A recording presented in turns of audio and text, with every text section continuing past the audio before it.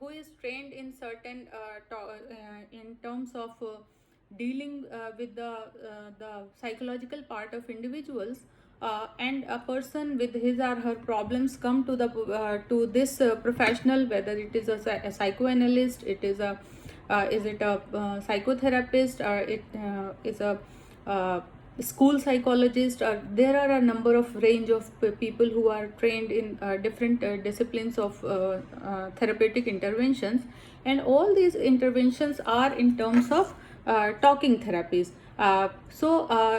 Now moving on, before moving on the different kind of therapies which are used from long back to how they evolved in themselves within the framework of culture and society, and the different kind of issues or events which comes in, the one which we are facing right now, that is called the situation of COVID.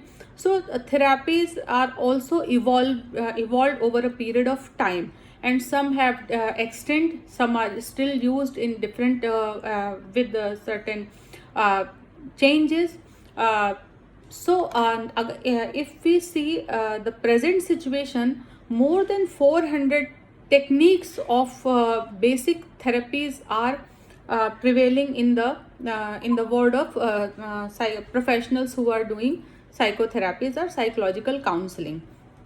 So the first question is, why one need a therapist or a professional to guide, to do certain things to relieve the psychological pain of the individual.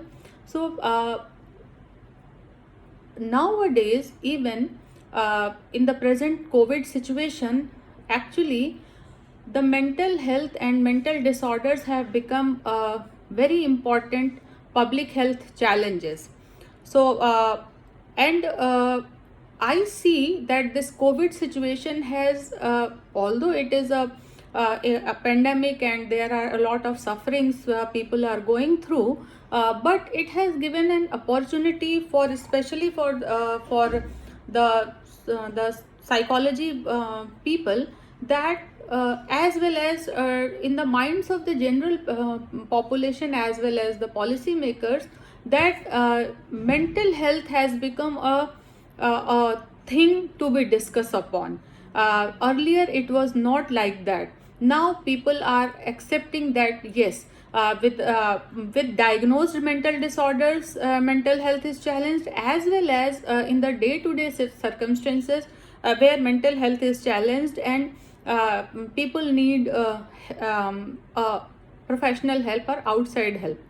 Hundreds of millions of people are affected by mental health issues around the globe, and these disorders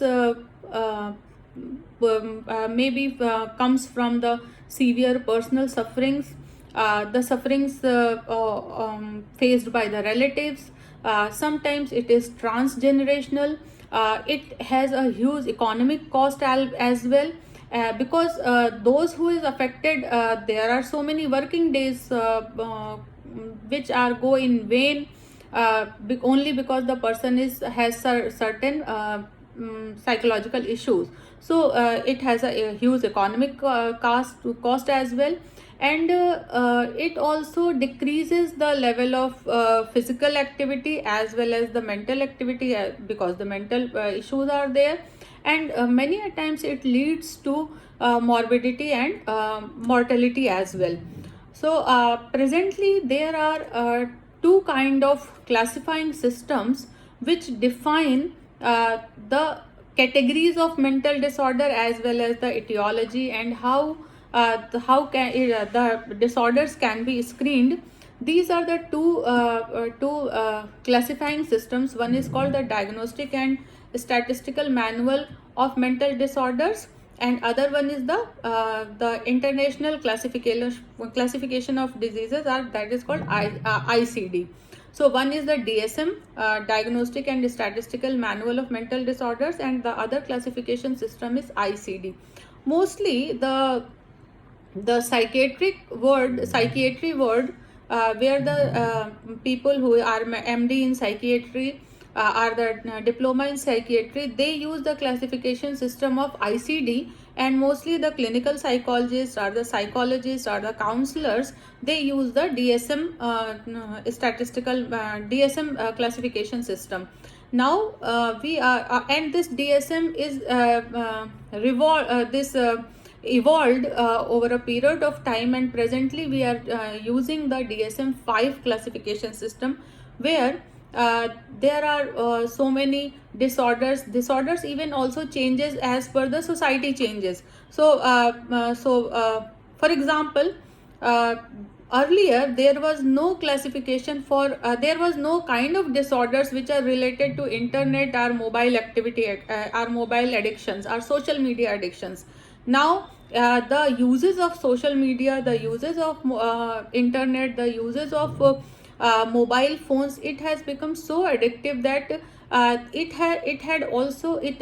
is leading to different kind of mental disorders as well. So that in the DSM-5 there is these disorders. For example, one is called the nomophobia, where the person feels that although his mobile phone is not ringing, but every time he or she feels that feels the ringtone of the mobile, he or she hears the ringtone of the mobile. This is called the nomophobia.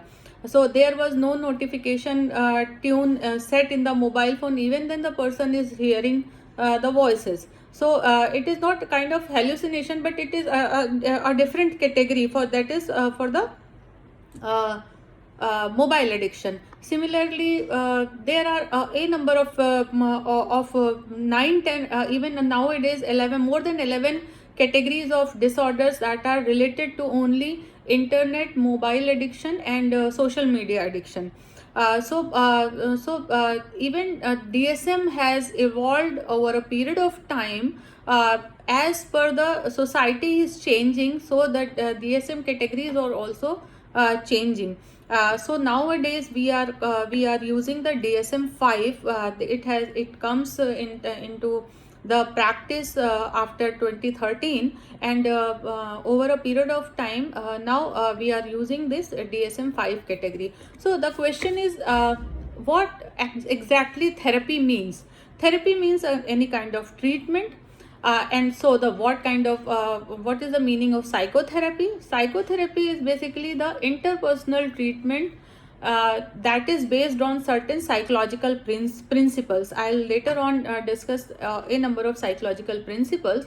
So psychotherapy is typically any interpersonal treatment based on the mostly the treatment, the mode of treatment is talking, and certain kind of other activities that is also based on the talking. So talking and listening, and within this talking and listening, there are certain psychological principles which are used by the therapist or counselors. So specific therapies are generally uh, used based on the individual issues of the patients, as well as are a small group which are facing any psychiatric disorder, that problem or adverse circumstances. So the psychotherapist or the therapist basically uses a systematic uses a yeah, do the systematic attempt to treat a patient using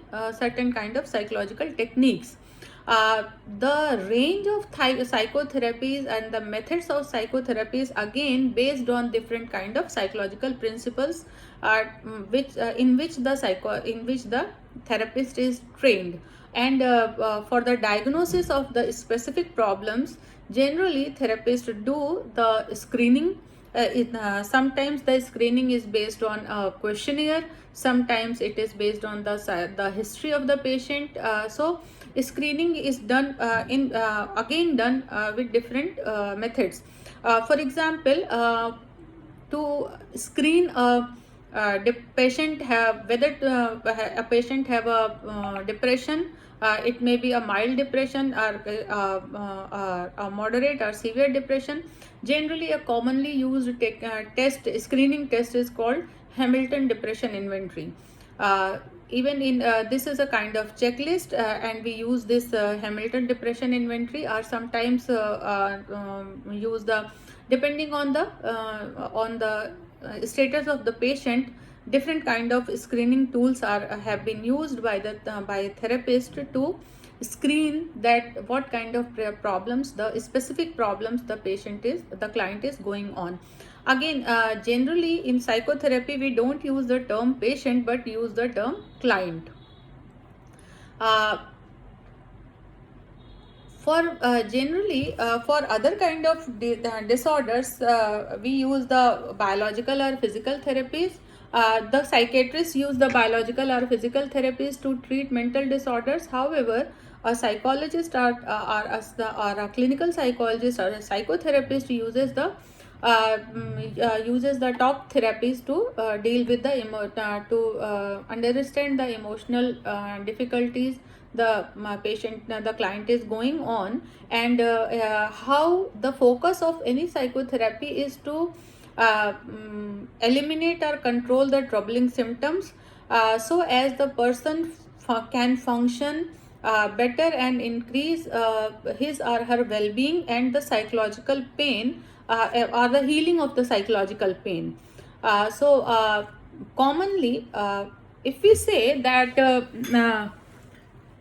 all of us feel a little worried or feeling blues, a little down, or sometimes feels are a little escalated in our feelings, but everyone feels like that. But when the question is when we need a psychotherapist, or when we need a professional help, when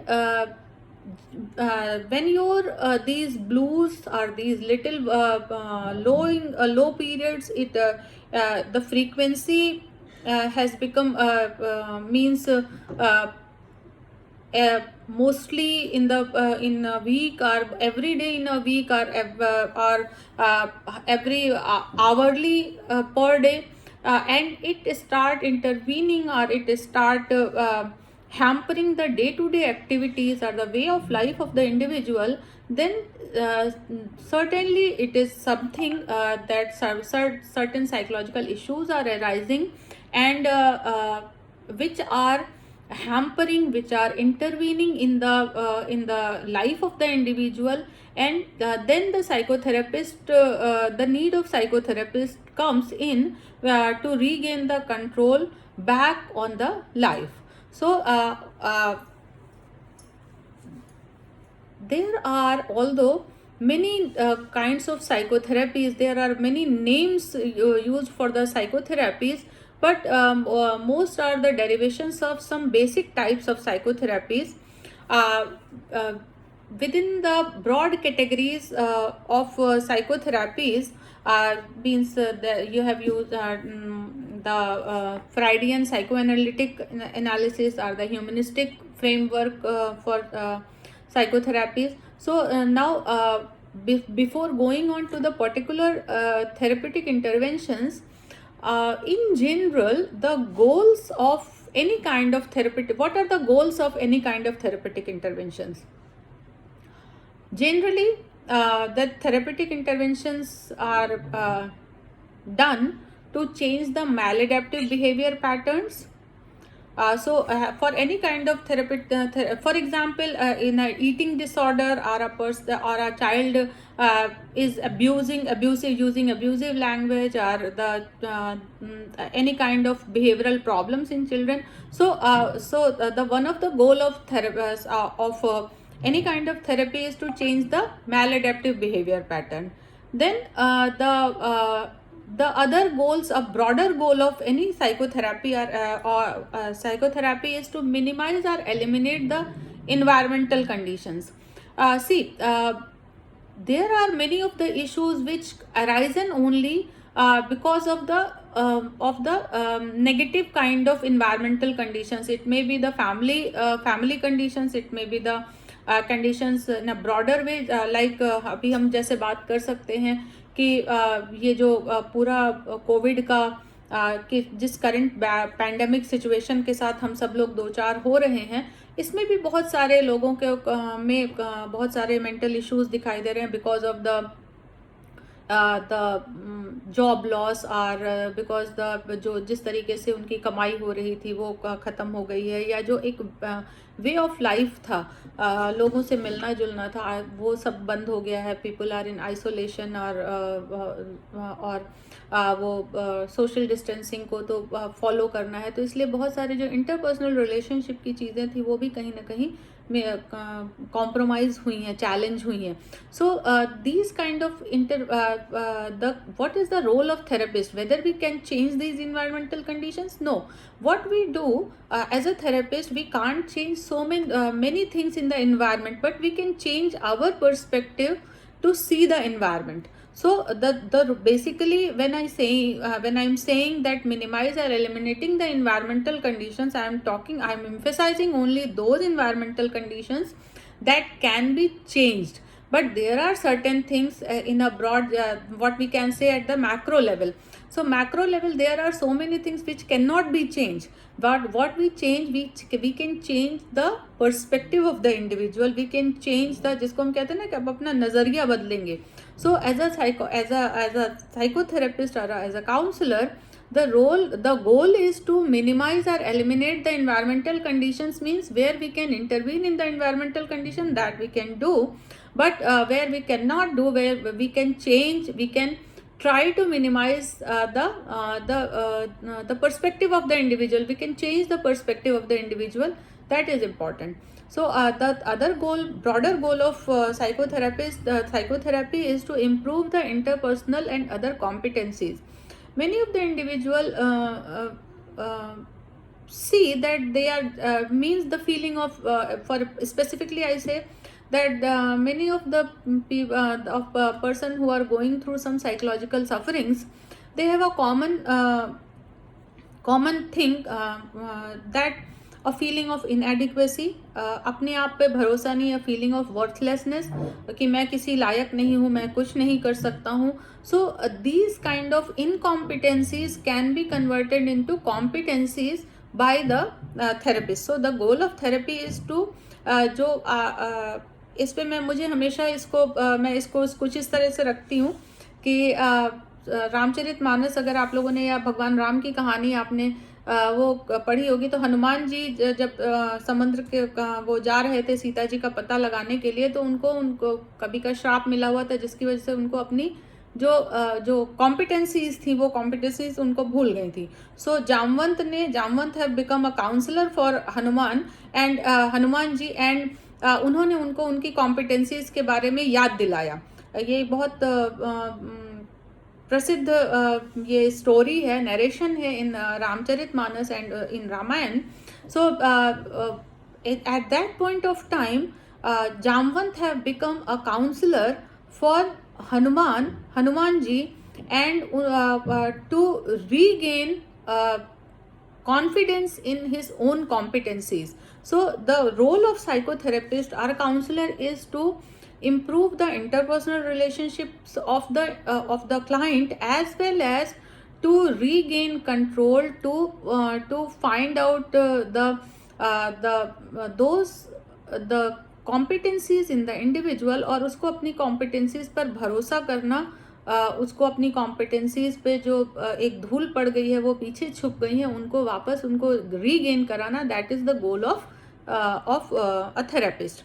so the other broader goal of therapist is to resolve the handicapping and disabling in her conflict.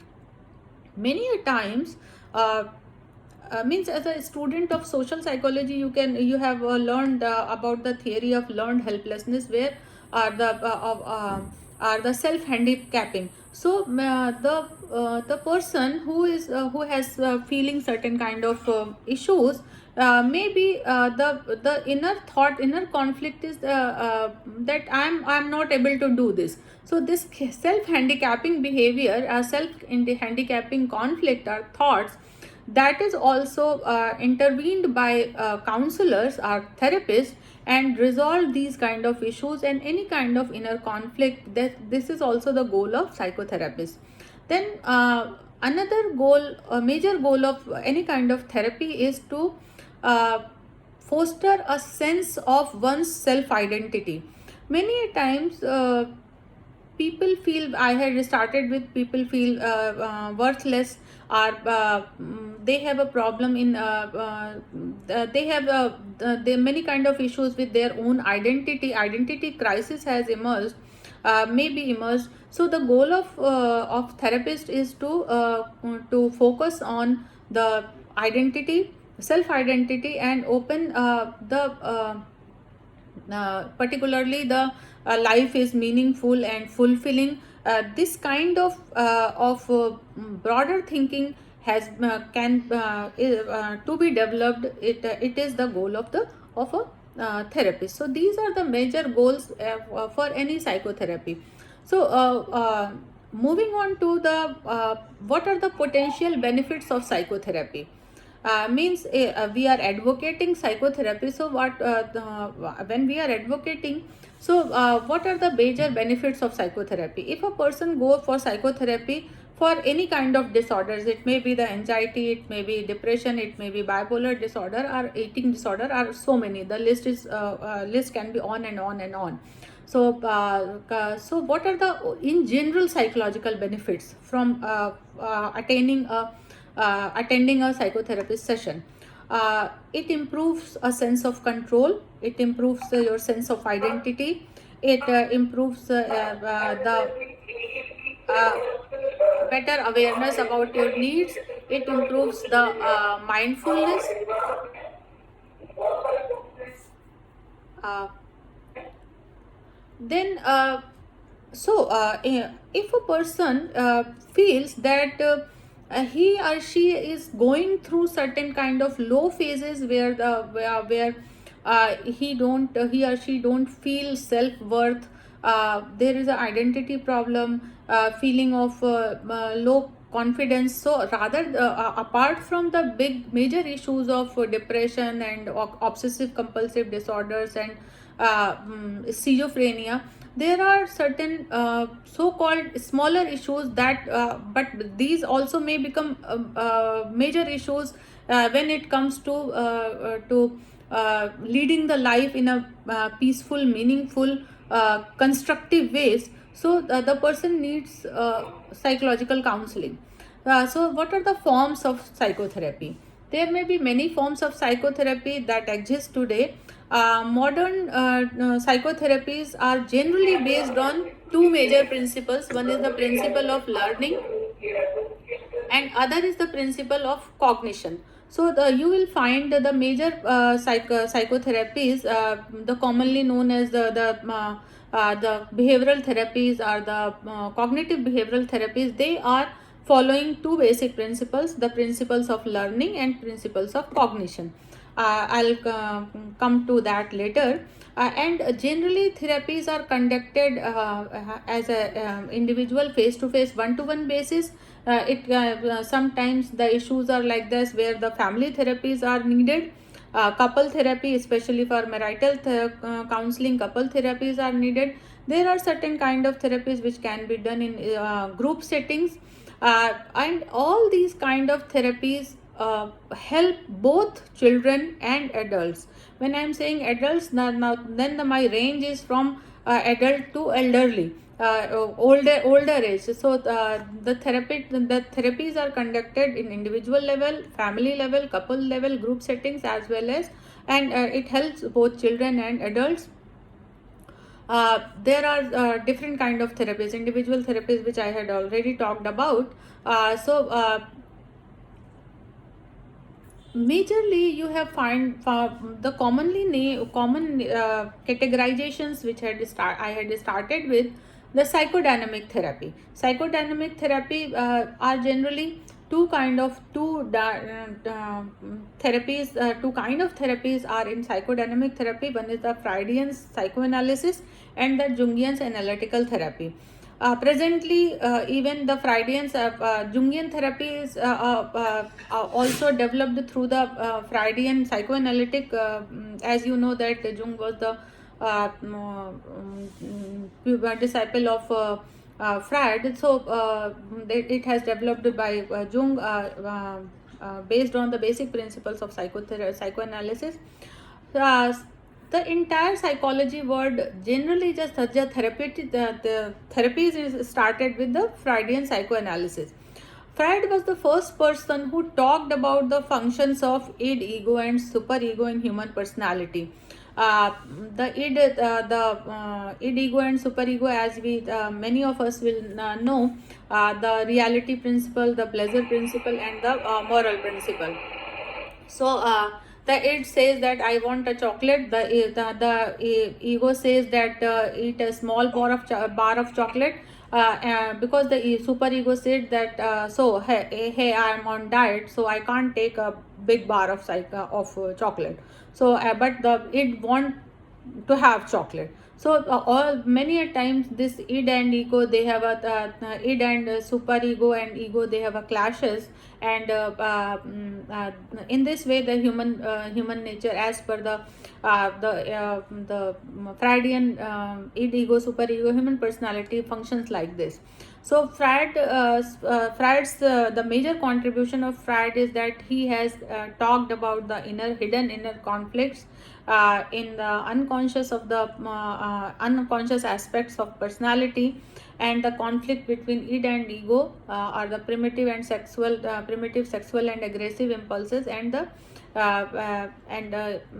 this conflict, sometimes when the individual is not able to overcome these conflicts, then he or she repress the emotions, or the are his or her socially unacceptable desires. And basically, in other terms, you can say that the unconscious is the dark chamber of the human personality, and when this suppression is too much, जैसे आप कहते हैं ना कि घड़ा भरने लगता है, तो when this suppression is too much, then many a times, if your coping mechanisms are not doing well, these inner conflicts led to certain kind of psychological problems.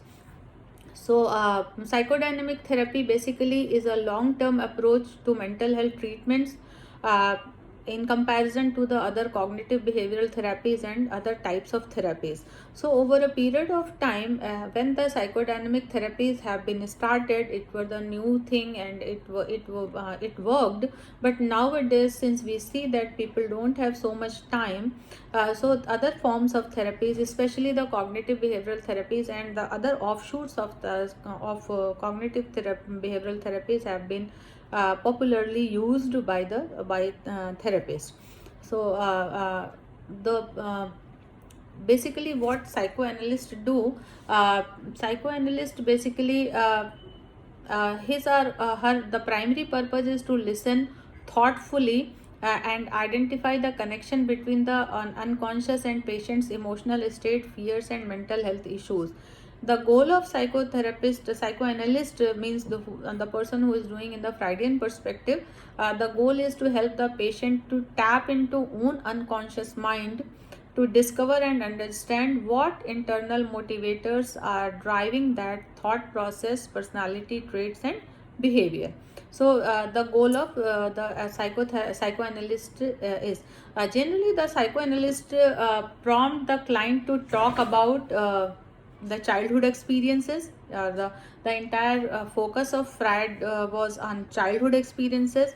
Then the talk about encourage the client to talk about parents, siblings, spouse, own dreams, fears, work life, likes and dislikes, relationships, anxieties, daydreams. So the focus of psychoanalyst is generally to prompt the client to talk about many aspects of his or her life, to understand the kind of inner conflict the person is going through, as well as the person himself or herself will able to discover his or her own life, which he or she generally don't want to discuss, are generally suppress, not to want to discuss. So the role of psychoanalyst is to prompt the client to talk about these aspects of his or her life. Psychoanalyst can treat anxiety disorders, the bipolar disorders, depression, eating disorders, fantasies, identity disorders, obsessive compulsive disorders, phobia, psychosomatic disorders, and so on. It all depends on the training of the therapist and the inclination of the therapist, that which kind of therapeutic techniques of psychoanalysis the person uses. Generally, these are the free association, dream interpretations, resistance, and transference. Uh, then since I had made a slide on Jungian analytic therapy, but I am skipping this slide only because that nowadays Jungian psychoanalytic therapy is not so much used. So I'll come directly to the behavior therapy. The behavior therapy is an umbrella term, or it is an umbrella term for types of therapies that treat mental health disorders. Potentially this is a form of therapy seeks to identify and help changes potentially the self-destructive or unhealthy behaviors, and the means those behaviors, the focus is that these behaviors, these unhealthy and self-destructive behaviors are learned behaviors. So the focus of treatment is often on current problem and how to change this. When the behavior is the destructive the idea is that when a destructive behavior is learned behavior, वो एक सीखा हुआ व्यवहार है, तो उसको हम अनसीखा हुआ भी कर सकते हैं. मतलब we can change, if we learn a bad behavior, we can also learn a good behavior. So the unhealthy behavior can be changed to a healthy behavior.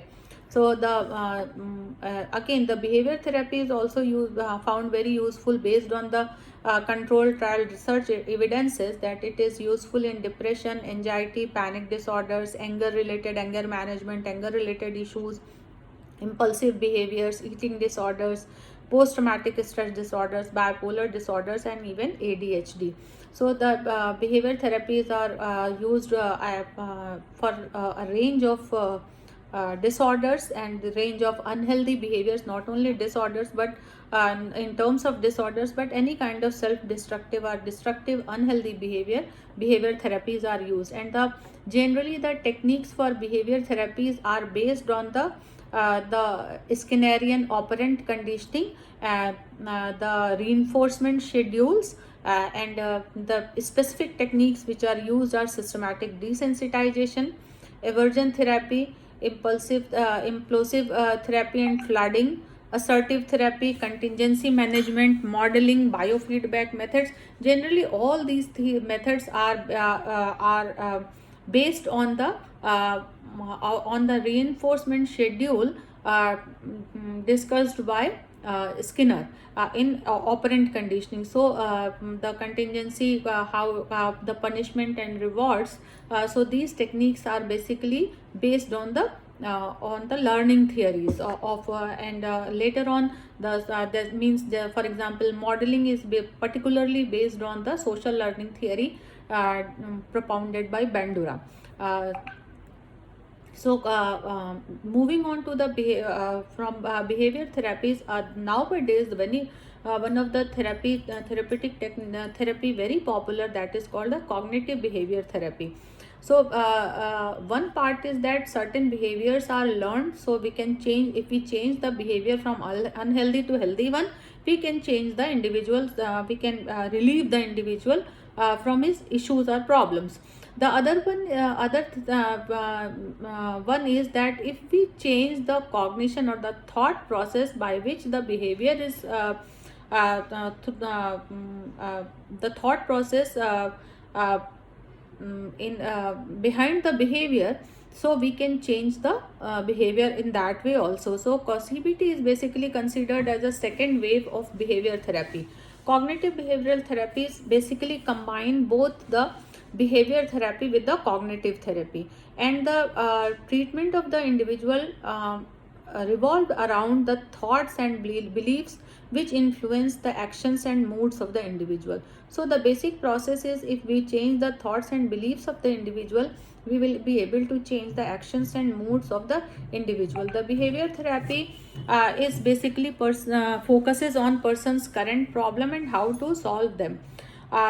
Basically, the long-term goal of cognitive CBT is to change the person's thinkings and behavior pattern in a healthier one. So CBT, there are actually the we have don't have so much time to talk about each and every therapy, so I am just taking the names of some of the most important one which are generally used, and these are the based on the Albert Bandura, as I told earlier, the Albert Bandura social learning theory, Albert Ellis rational emotive behavior therapy, then Aaron Beck's cognitive therapy, William Glazer's reality therapy, and Meichenbaum's cognitive behavioral therapy. So basically, these are the basic therapies, and there are so many offshoots, and different individuals have used different techniques as per their own the situation of the individual. So there are many offshoots of these therapies, and basically the different kind of techniques have been used, used by different kind of therapists. Cognitive behavioral therapies are particularly helpful in addiction, treating addiction, any kind of addiction, even as I told earlier, the social media addiction, or the internet addiction, or the drug addiction, or the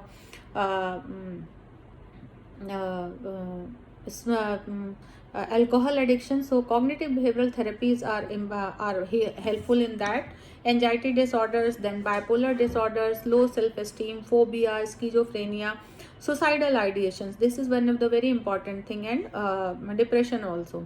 So generally the techniques, mostly the techniques used by means you can say the fundamental techniques in CBT are cognitive restructuring, means where the cognitive restructuring means जहाँ पर हम cognition को, individual का जो thought process है उसके उसके उसके जो बिलीव्स हैं, उसके जो स्कीमाज हैं, उनको रीस्ट्रक्चर करते हैं.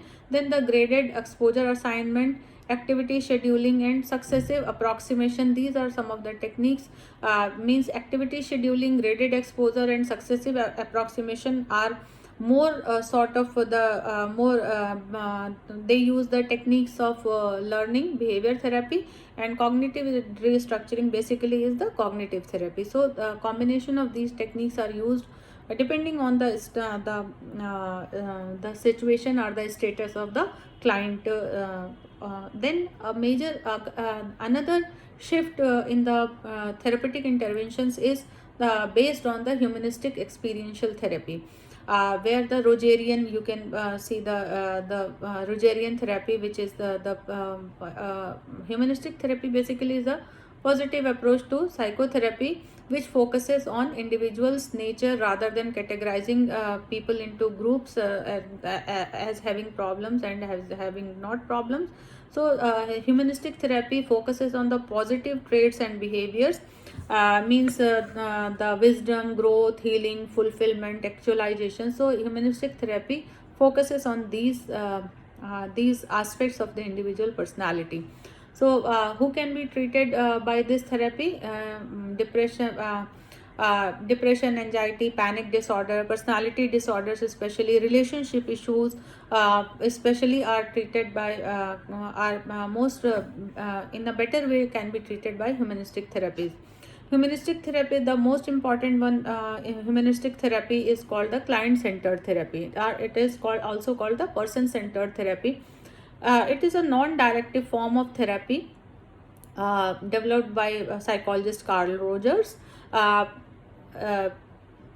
Rogers emphasizes the importance of individual in seeking assistance, controlling their destiny, and overcoming their difficulties. So the focus of Rogers is on the client, and it emphasizes on three basic principles. One is the non-judgment.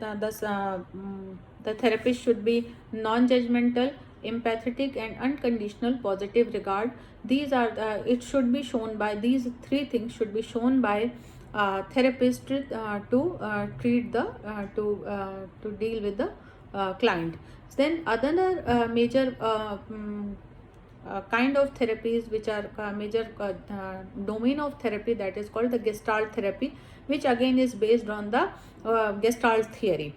Gestalt theory of psychology. Gestalt therapy is basically see the individual as a holistic person. The individual, it is basically a humanistic, holistic, person-centered form of psychotherapy, which is particularly focused on individuals' present life and challenges rather than delving into past experiences. So, when a psychoanalyst see the individual, his or her focus, a psychoanalyst focus is on the past experiences, or that major focus is on childhood experiences, rather than the Gestalt therapist focuses on the present life and challenges of the individual. So this approach basically stresses on the importance of understanding the context of a person's life and taking responsibility rather than placing blame.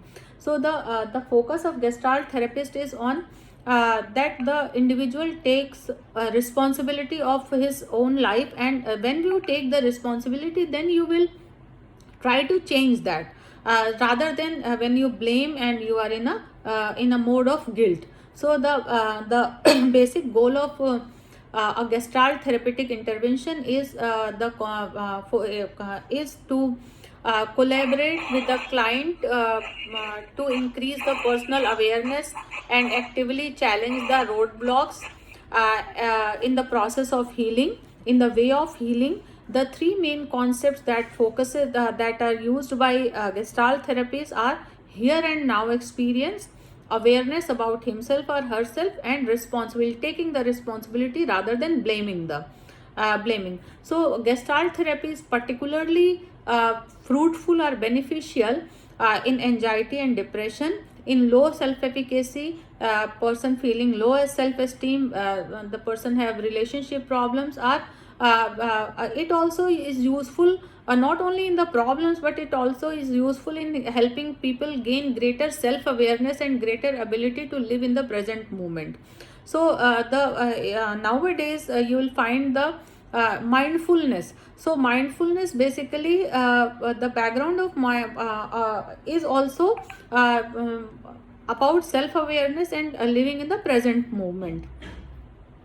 So Gestalt Gestalt therapist also uses a number of techniques. The one is called the empathy chair, a role play. We all, as a student of psychology, we knew, many of us knew the technique of role playing. I'll emphasize on the empathy chair, where the client, the therapist uses a empathy chair. एक खाली कुर्सी रखते हैं, and the client has to see the that empathy chair as a वो जो उसकी life में जो इश्यूज हैं, जो वो किसी उस खाली चेयर में किसी इंडिविजुअल को देखता है, किसी घटना को देखता है, and then he start conversation with that empathy chair and try to वो अपने कॉन्फ्लिक्ट्स, वो अपनी सारी बातों को उसके साथ जब रखते हैं, तो then the client will be aware about the himself और herself. So these are the goals of Gestalt therapy. So some of the curative factors we can, as a psychologist, we can use the group therapy, where the rather than going for the individual one, we can use a small group of again how to make a group, it is another issue. When you are going for a group therapy, आप एक counsellor के रूप में, अगर आप एक therapist के रूप में, अगर आप ग्रुप थेरेपी को एक टेक्निक के रूप में, एक मेथड के रूप में लेना चाहते हैं, तो one of the important thing is to how to make a group. क्योंकि ग्रुप थेरेपी तभी काम करेगी जब आपका जो ग्रुप है वो बहुत एक ऐसे लोगों का, किन किन लोगों को आप ग्रुप का हिस्सा बना रहे हैं, जिनको ये बहुत इम्पॉर्टेंट होता है, और उसके लिए एक अलग से पूरी लंबी चर्चा की जा सकती है। So I think we are short of time, so I am not going in that, but group therapy also has very important roles to play. It curates hope, it impart information, universality, altruism, development of social skills, initiative behavior, group cohesiveness. So if you find that your client is means if a client is very introvert, and you want to develop some social skills in the individual, so you can go for that client.